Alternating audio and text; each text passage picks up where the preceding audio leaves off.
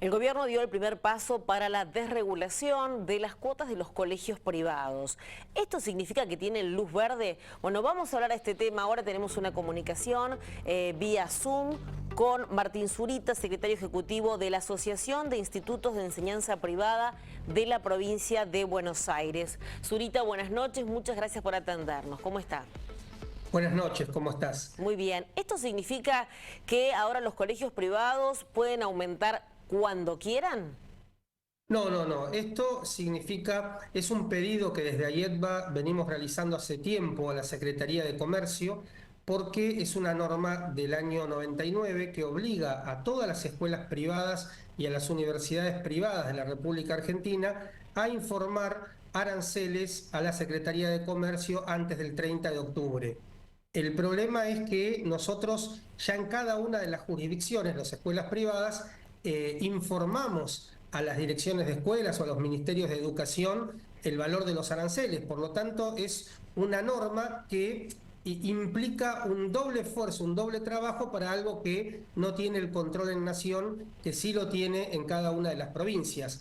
Por eso la idea de derogar esta resolución es, en definitiva, un trabajo menos de la burocracia que hoy tienen las escuelas, donde esa energía la tenemos que emplear en otras cosas de la organización escolar y no en papeles que después nadie lee, que realmente era una pérdida de tiempo. Eso es básicamente la derogación de la resolución que se anunció a través del boletín oficial en el día de hoy. Bien, no obstante, imagino que en un contexto inflacionario como que estamos viviendo, las escuelas privadas no es lo mismo, ¿no?, que anteriormente, que quizás podían hasta plantearlo cuántos aumentos en el año darían, en fin. Ahora es un contexto totalmente distinto. ¿Cómo se lo plantean en ese sentido?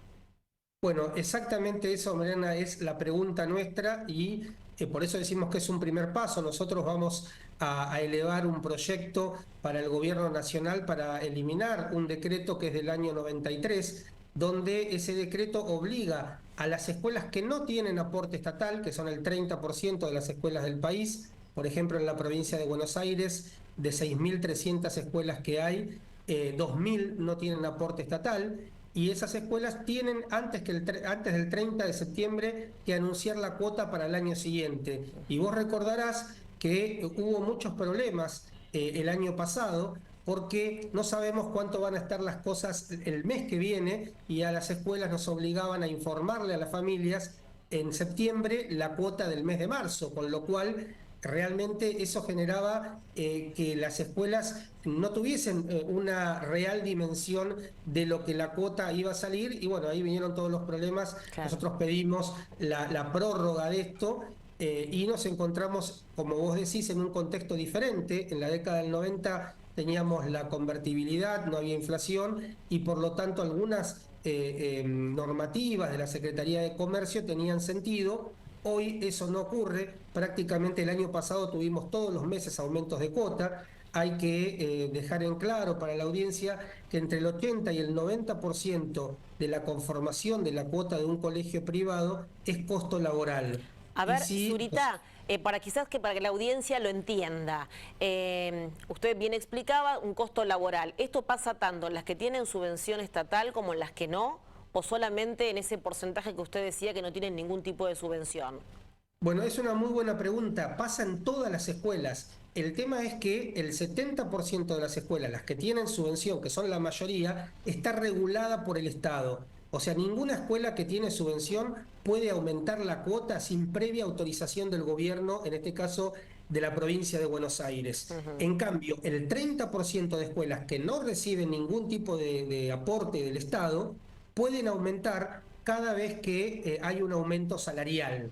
Y eso de alguna manera, bueno, repercute en forma muy directa en los aranceles. De hecho, tenemos la sorpresa de alguna manera, o no tanto, que en el mes de enero hubo aumentos de salarios para los docentes, un mes donde las escuelas están cerradas, donde no tenemos posibilidad de cobrar la cuota y por lo tanto eso impacta de lleno en las cuentas de los colegios, ¿no? El problema es que los colegios que no reciben aporte estatal tienen que aumentarlo sin la autorización del Estado y el resto debemos esperar la autorización del Estado. Ahora, si usted dice que el mayor la mayor preocupación, podríamos decir, es por el tema del costo laboral, ¿no?, que tienen las instituciones privadas. En ese sentido, ¿van detrás de los aumentos de los docentes, de los gremios, por ejemplo, el personal auxiliar? Sí, en realidad se toma toda la estructura salarial, la docente y la no docente. En una escuela no solamente hay personal docente, sino que hay personal administrativo, personal de maestranza, y se tiene, si bien la incidencia mayor por la cantidad de personal es el docente, prácticamente el 90% del personal que trabaja en una institución educativa es personal docente. Nosotros, además de tener las características propias de un proyecto educativo, también somos pymes, y es una pyme muy particular la escuela, porque generalmente las pymes tienen pocos empleados y una escuela tiene mucha cantidad de empleados, y esto, bueno, hace que su masa salarial y su estructura de costos, todo el peso de lo salarial sea realmente muy importante. Y por eso nosotros no estamos en paritarias, no determinamos los salarios, sino que es el gobierno provincial y los gremios docentes, bueno, han establecido prácticamente todos los meses aumento salarial, y eso repercutió en las cuotas, generando, bueno, una situación realmente complicada para las familias, pero también para los propietarios de instituciones educativas. Sin hacer futurismo, Zurita, porque bueno, no sabemos cuánto va a terminar costando la cuota de los colegios privados a lo largo de cada mes de 2024, pero respecto a lo que fue el año pasado, 2023, la cuota de inicio de clases y la de este año, ¿en cuánto aumentó? 140% aumentó de marzo a diciembre la cuota de los colegios privados, y en diciembre hay una autorización de aumento del 30% para el mes de marzo, para las escuelas que tienen aporte estatal, un 30% que ya se está quedando corto, porque ese 30% no tenía en cuenta el aumento salarial que el gobierno bonaerense otorgó para el mes de enero a todo el personal docente. Ahora, por lo tanto, la mayoría, digo, ¿no?, el 140% de los asalariados no ha tenido ese incremento. ¿Ustedes notan una baja en las matrículas en las escuelas privadas? bueno, esto es una realidad. En la Argentina hay muchos trabajadores informales que envían a sus hijos a escuelas privadas. Hay monotributistas, autónomos, dueños de pymes y personas que trabajan en relación de dependencia. Por lo tanto, es muy desigual en cada uno de los rubros. Nosotros vemos, sí, una preocupación de parte de las familias, porque no te aumenta solamente la cuota del colegio privado, sino que aumentan todos los valores de la economía.